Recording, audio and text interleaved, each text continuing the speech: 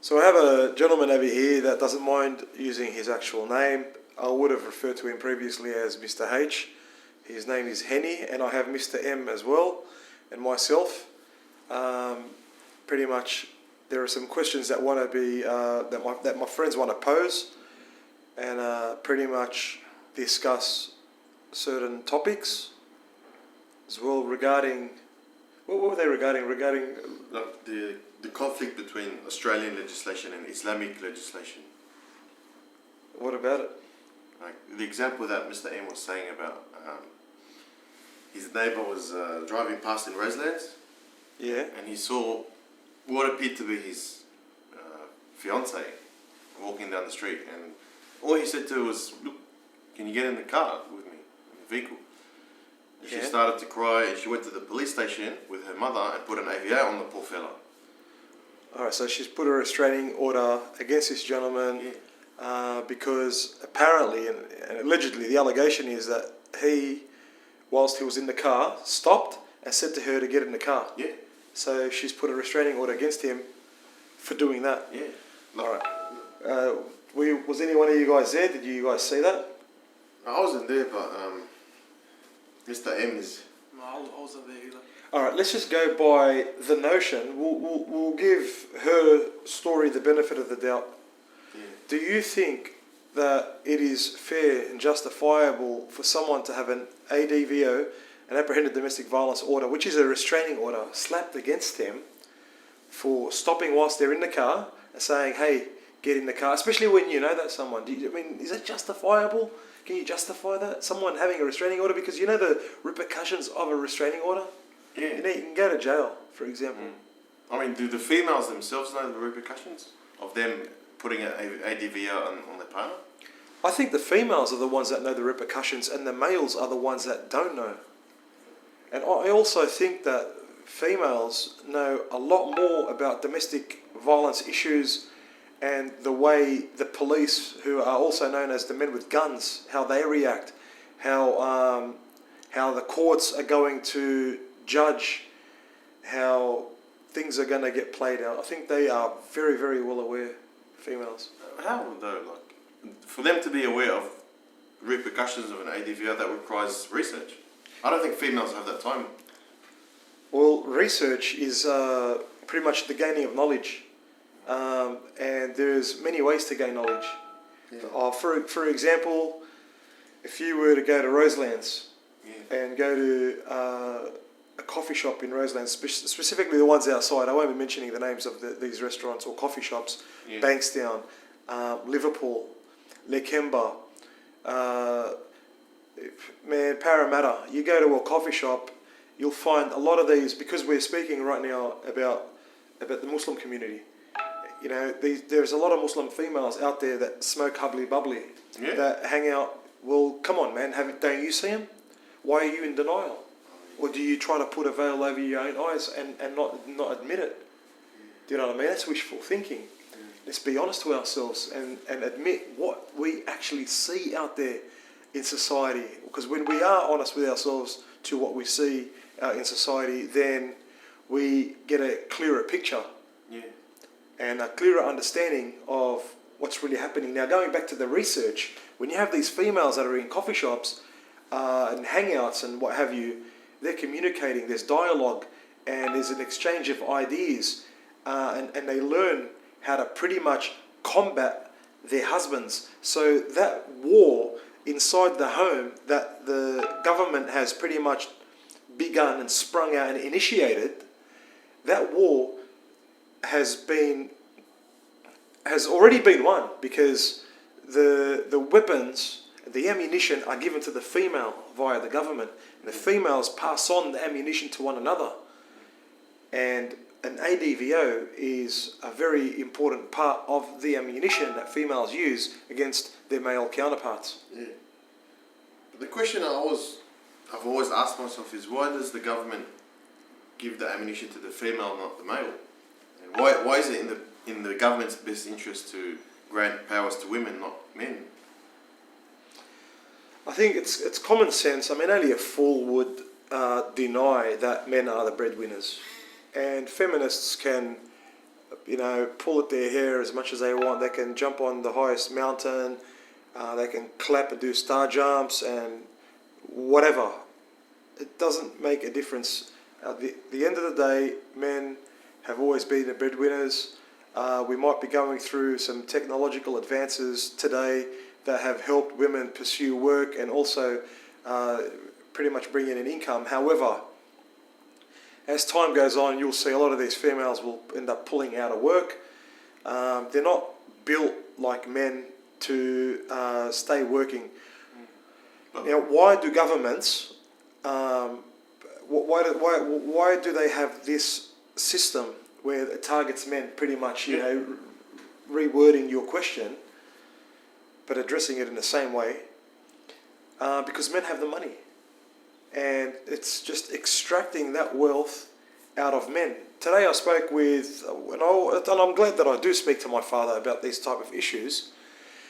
I spoke to my dad about, for example, domestic violence and the war against these countries in the Middle East, inclusive of Libya, Iraq, Syria, and so forth. Yeah, we spend billions of dollars destroying these countries, but at the same time, these people eventually immigrate and they move to the West. So there's a benefit for the West when these countries, it's not a benefit to the average man that lives in the West. On the contrary, to the average man, it is not of benefit, it is of consequence, and that's a negative consequence. But to the businessman, to the capitalistic man, when he realizes that by bringing in these people from overseas, and they're going to have a bigger family, instead of just having two children, pretty much two children, one replacing the father, one replacing the mother. No, these immigrant families are going to have more than two kids. Therefore, in 20, 30 or 40 years' time, the population of the country is going to continuously grow. Therefore, it becomes a sustainable and viable economy, especially into the future. Yeah. It's all about business. It always has been about business. That's why they came out with the Family Law Act of 1975, where females can walk out of a relationship, no full divorce. Why would someone include something like that in legislation that is so stupid? 1984, child support, where the female runs off with your kids and you're forced to pay child support, even though you don't get to see your kids. It doesn't make sense. Why would you cause these type of things that are preposterous? They're stupid. Don't even have any logic, because they make money. That's what it's about. Money. Money money speaks every language, mate. That's what it's about. So going back to the issue about the conflict between Australian legislation and the Islamic legislation, how do you explain that? I think with Islamic legislation, it's very patriarchal, which is probably a good thing. Would be like Christianity and Judaism as well, where the man has a power. But I suppose in that type of world where technology isn't as advanced as it is today, you have to have men leading, and I'm very sure that women are very happy to have the men leading, because they take themselves out of dangerous situations, because the men are at the forefront. They bear the brunt of war. Men have to go out there and hunt, pretty much bring bread to the table, you know what I mean? And that's where you get the term breadwinner. So females act, you just go watch a black and white movie. Turn on, if you can, turn on TV and watch an old movie, a black and white movie, a western or something like that, and you'll realise that females that were so nice, females haven't changed. Their body, they're still, flesh, blood and bone. They still have a brain. They have toes, they have toenails, they have fingers. They haven't changed. It's still the same body. They haven't grown dramatically taller or shorter or fatter or whatever. But they were just nicer, because it was better for them and more convenient for them when they were nicer to the male. Today they don't have to be nice, and they'll have everything and pretty much get everything because of welfare, because of these privileges that governments give them. And why did they have to be nicer back then, in the olden days? Because there wasn't any welfare, there wasn't any privilege like there is today. And the only way they could extract resources was directly from men. And I use the term directly due to the fact that today you have a government that extracts the wealth indirectly from men. So the government plays the broker, the middleman. Whether you like it or not, they're going to put their hands in your pocket, get the money out, and pretty much be the bridge that gives the money to the female. But 50 years ago, that wasn't the case. So the female had to pose like a nice person. And is governments extract wealth from men? Is it through the family court? Is that the only way that governments are able to extract money through men, through the family court? Or is there other areas where they are able to do that? Well, there's via the family court. I suppose when you got your kids that are being used as as carrots on a stick, then you're going to pretty much sell your home, sell your assets. I suppose that's the easiest way for them to extract the wealth out of men. But they do also extract wealth out of men via local court. For example, I'm about to pay, I've already paid about $2,000 to my solicitor, and I'll be paying another $6,000 in the just before the hearing, which will be in about 4 weeks, maybe 5 weeks. So that's extraction of wealth out of men. That gets taken by the solicitor. Pretty much. But the solicitor's taking that money. How are the governments benefiting from that? He pays taxes. Yeah. He pays taxes. It goes back. Part of the money goes back to the government, which goes back to welfare to females. Yeah. Female single mothers and what have you. Yeah. What about Mr. M? Do you have any questions? I'll just, how will a person benefit if he becomes a MGTOW? Like, somebody like you had everything stripped away. But I feel this natural urge to talk to a girl or approach a girl. If I become a MGTOW, how will it benefit me? A lot of guys think that if you're a MGTOW, you see, when you see me and you look at me, the way I live my life and my lifestyle, and I end up telling you that I'm a MGTOW, you probably think that that's what MGTOW is, full stop. But that's not the case. There's a lot of guys out there that are MGTOW and they date. And when I used to hear the word date, I used to think, this is so wrong, because that's contradictory. It's a hypocrisy. But I used to believe that due to the fact that I used to think that they're dating to pretty much keep checking, and like they got a checklist and they're ticking away at these things that they want from a girl, so that eventually they get married or cohabitate with this female. But no, it's not the case. They're just dating these girls to pretty much have a sexual relationship with them. That's pretty much it. And there's a lot of terminology that gets thrown around in the MGTOW sphere. For example, there's terminology pump and dump. You'll hear what I've heard in the streets of Sydney, fuck and chuck.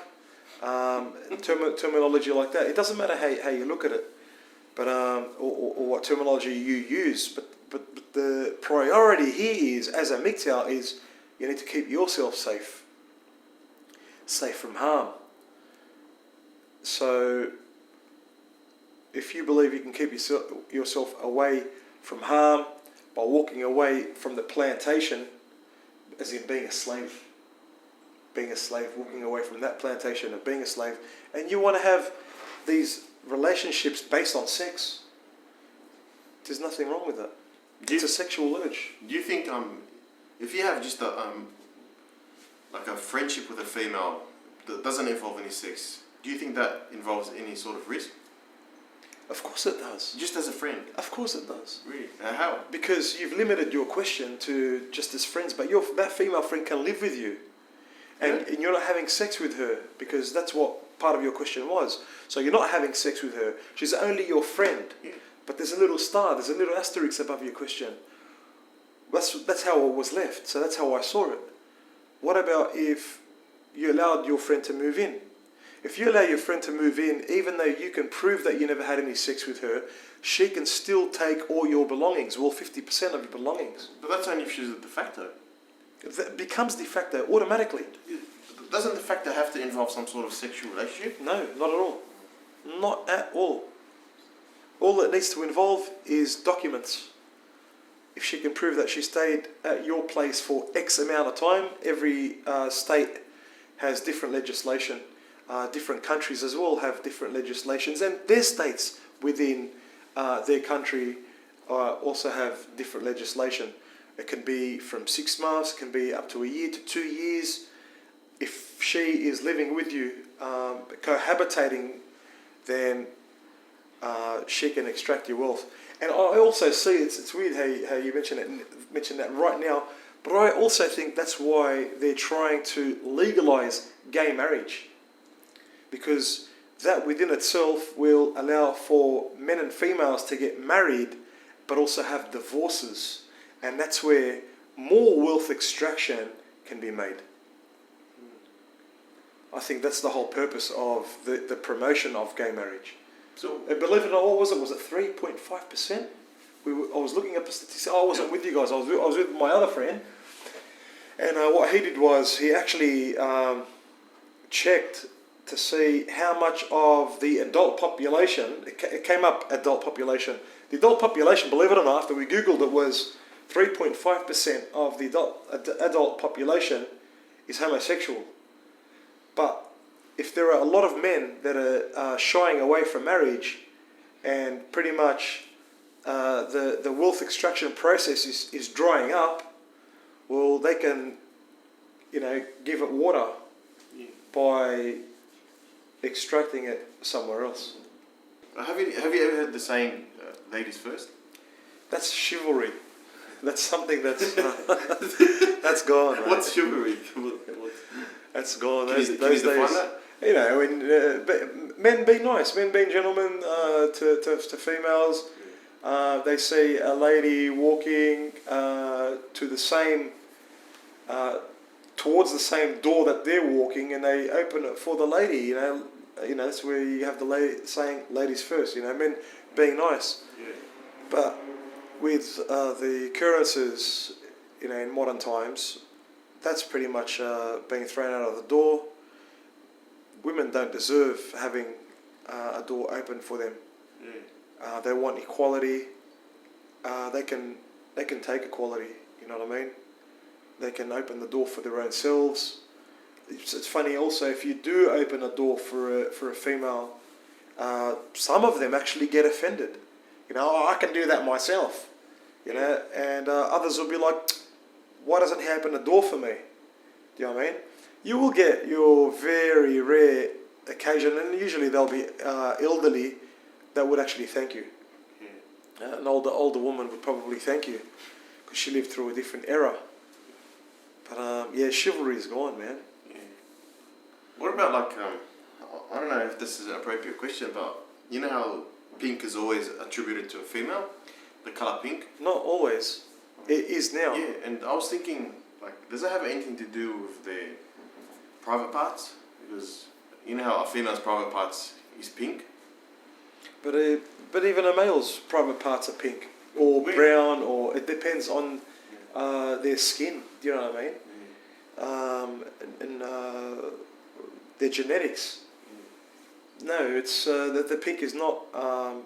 It's not attributed to females because of that reason. Believe it or not, from what I've researched anyway, I've read that pink was attributed to men about 100 years ago, and blue was attributed to females.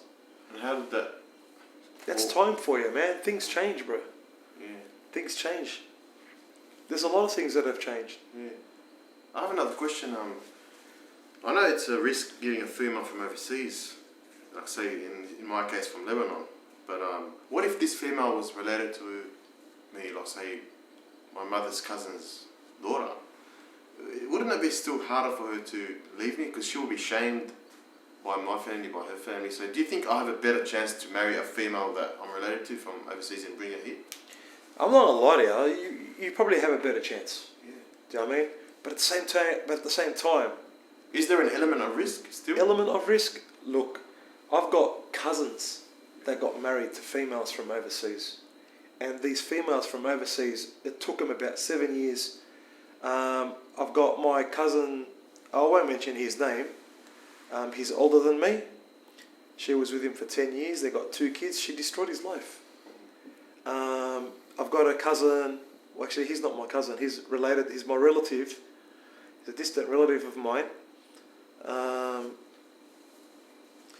Yeah, they got divorced. She pretty much even said a few things to him that were offensive. She pretty much told him that I used you and now I'm moving on, and I pretty much always had the intent to use you. And they're divorced. So there is an element of risk. There most definitely is an element of risk. Yeah. Do you know what I mean?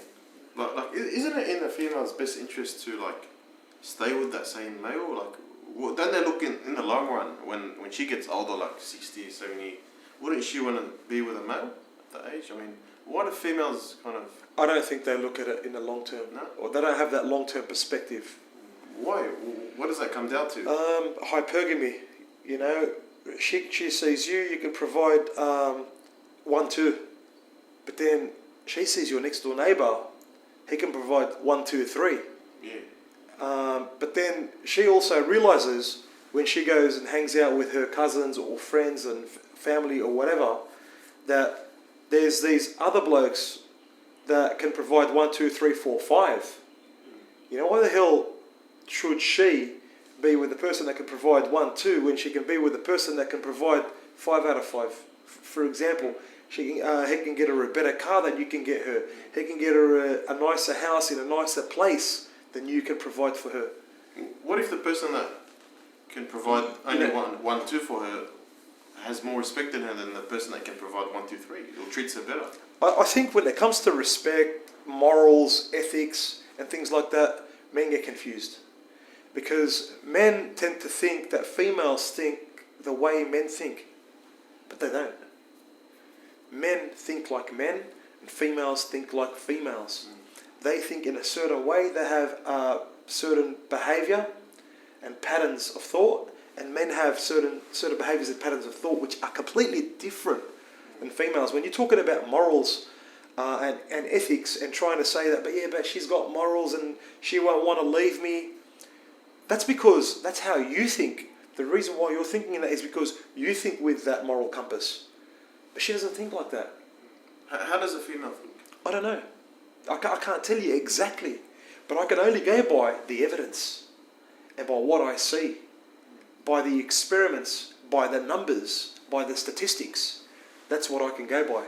I can tell you, for example, females initiate divorce 83% of the time in Australia. Is that a proven fact? It's a proven statistic that comes out of the Australian Bureau of Statistics. Can't these guys even lie? Can't the ABS lie? There's no... What's the motive for them to lie?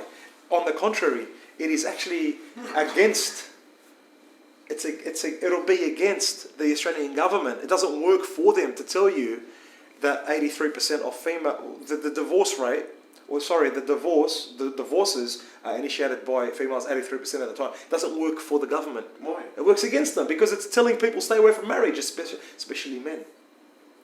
Especially men. So this is patterns of behaviour. Why don't men initiate divorce 83% of the time? Think about it. Why don't men initiate? Well, Why don't men initiate divorce 83% of the time? You know why? Because there's no motive. There's no motivating factor. Men are content when a woman or a female is, when the person that they're with is treating them nice. Men would be content. But that's not what's happening. Men are getting abused en masse. Men are getting abused en masse, and with the help of the government as well. These females are getting the help of the government. What about Mr. M? Do you have any other questions? Well, what do you think about dating? Do you think it's it's better to go to a brothel or to get married. Or Straight out, look, even though I won't do that or that, I reckon going to a brothel is better. Because getting married, what you're doing is you're going to a brothel anyway. But you're going to a very expensive brothel. If the divorce rates are 54% in Australia, and I see it all around me, brothers are just getting spat on by their ex-female counterparts, by their ex-wives, by their ex-girlfriends. They're just getting spat on, stepped on. So I see the divorce coming. Now, you can look at it and say, I see the divorce coming, or I can see the breakup coming. I don't like using the word divorce because it's got a connotation. It's got this feeling and this vibe that stems from the word marriage. There's no marriage. It's just an illusion. These females are lying to men. So really what you're stepping into is not a house. You're stepping into a brothel. But you're paying for that brothel. You're paying for that brothel's rent. And that female is pretty much the prostitute that's going to throw you out of the house after she's done business with you. That's all it is. It's a transaction, but it's a very expensive one. It doesn't make sense. Like, how can the prostitute throw you out of the brothel when you're the owner of the brothel? You're not the owner. I mean, it's like, can a prostitute throw the owner? You got to remember. There's men that pay rent, and there's men that purchase their homes, as in via the bank. But ultimately, it's what the government says. That's what's been done. That's what's done. What the government says, what they decide, you have to do. And if you don't go by what they say, and you don't comply, men with guns come. You know what I mean? And you go to jail. Well, Or you get an AVO put against you. Yeah, it's your house, but you've got to stay away from your own house. The guy that lives across the road from my house had an AVO put against him by his own daughter. yeah. The guy that lives across the road from my house. But I don't understand. By his own daughter. If the government has that much power as well, doesn't it? The government just walk up to every owner of a property and tell them, we're going to take this off you. What's stopping them from doing that? Because it looks like it's a tyrannical government. They don't want it to look like that. It needs to be sugar-coated.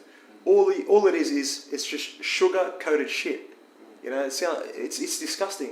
It sounds disgusting because it is. So they're sugarcoating it via females? No, they're sugar-coating it by making it appear to be good. That's all. They're making it appear to be good. Females themselves look sugar-coated with all the makeup, fake up. But really, females are just flesh, blood and bone.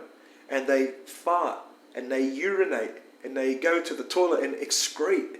Their excrete stinks like the excrete that you pretty much, the shit that comes out of us. Yeah. You know, but they don't want you thinking about it like that. They want you to see them as everything nice, you know, sugar and spice and fantasy and fairy dust and bullshit. Yeah. You know, the guy across the road, he pretty much just yelled at his daughter and he got an AVO put against him, man. Really? Yeah. How long ago was that? About a year ago. the police have to believe him? I mean, doesn't she have to give evidence that he was a threat? No, I'll tell you why I know that. You are the evidence. You see, it's the female. She is the evidence because she's a witness. Even though she's telling the story, it's happened to me. That's how I know.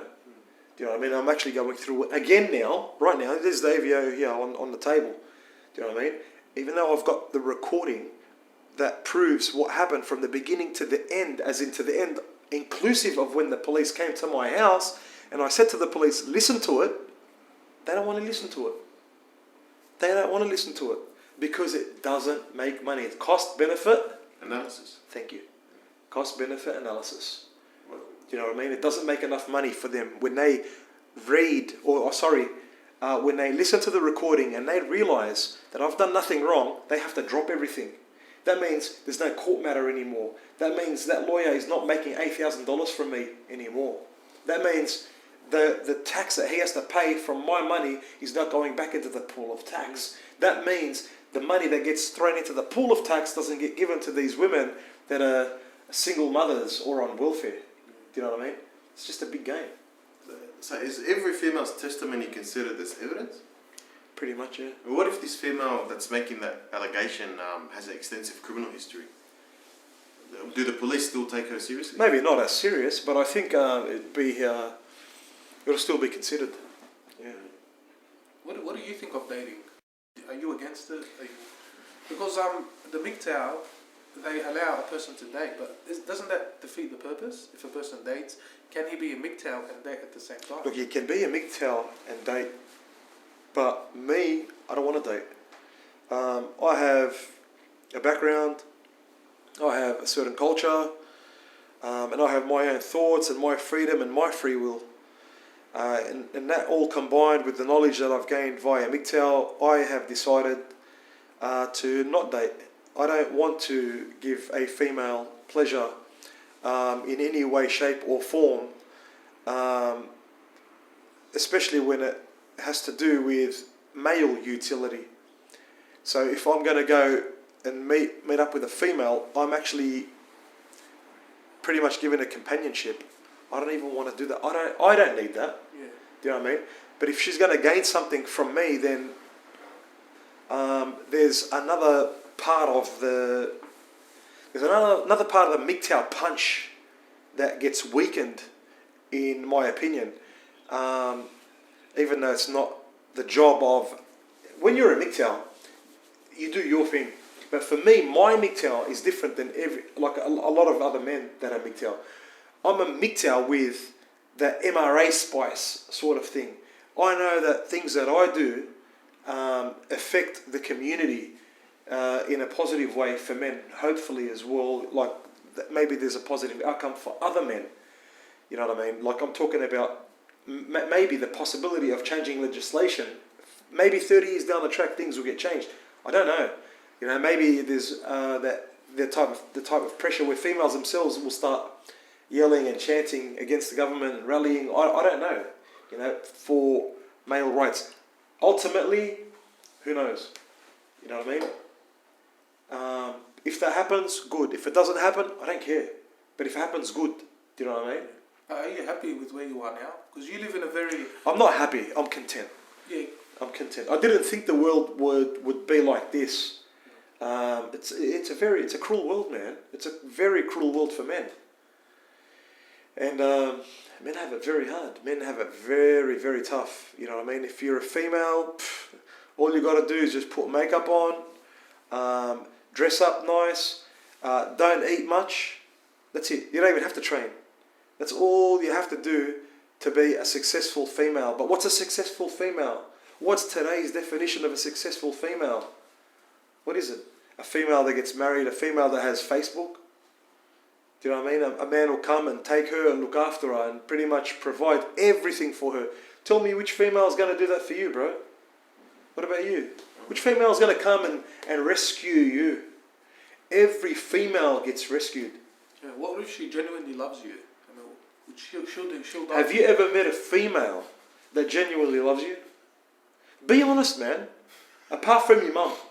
Well, Apart from your mum, have you ever met a female that genuinely loves you? A quick answer. Well, when I was with my ex, she said to me, if you were here, Ex. I will die for you. You know, I'm willing to jump off the building for you. Did she jump off the bridge or a building? No. Because look, would you do that for anyone? I mean, that's stupid. You know, I mean, it's just words. She's just saying that. Just, you know, playing the fishing game, bro. Where is she now? Well, she found another guy, and I tried to get in contact with her, and she said to me, you know, you're crazy. She said you're a nut. Why? I don't know, because she's with another guy. Yeah. Well, yeah, you know, like, I mean, in the blue-pilled world, why would you be pursuing her when she is with another guy? Do you know what I mean? Because ultimately, you should be happy that you're not with her. Because if you were with her, all she has to do is stay at home. These days, she won't even cook, clean, do your washing. She won't do nothing. You know what I mean? And occasionally, you'll have sex with her. She'll give you sex occasionally to control you, pretty much get you wrapped around her finger, and you'll have to work your ass off. And I'm sure you know people that do that. That actually go work. These guys go work and their female counterparts do nothing. You know people that are like that and that are going through that. Yeah.